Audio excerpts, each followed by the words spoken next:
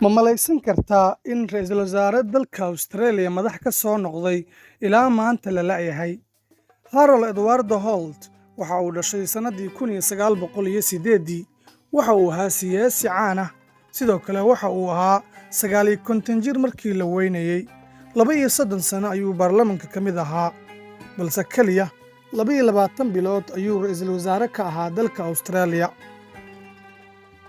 waxa uu idleeyay shaqadiisii qaranka. Waxaa la gaaray fasaxiisii sanadka. Waxa uu aaday magaalada Melbourne. Waxa uu ka haystay Eduardo gaarigiisii, isagoo u jihaystay dhinaca xeebta caanka ah ee loo dalxiis tago ee la yidhaahdo Portsea. Portsea waa meel ay door bidaan siyaasiyiinta iyo dadka caanka ah. xilligaasina wuxuu ahaa sannadii 1967.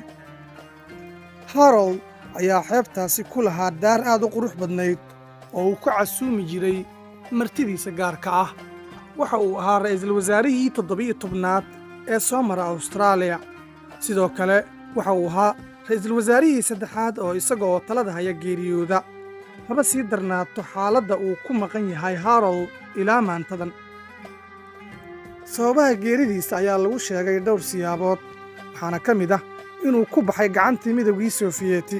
sidoo kale waxaa la sheegaa in CIA-da Maraykanku ay dishay, dabadeedna ay qaadatay meydkiisa.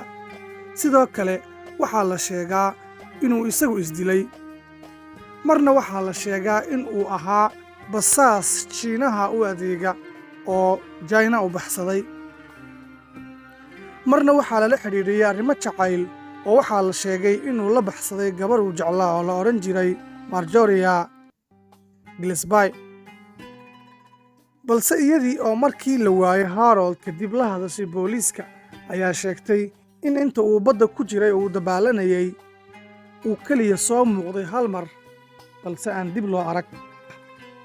haddaba tuhunka ugu xooggan ayaa ah inuu ku maashoobay ama ku qaraqmay biyaha badda, dabadeedna uu qaatay kalluunka nooca la yidhaahdo sharkska.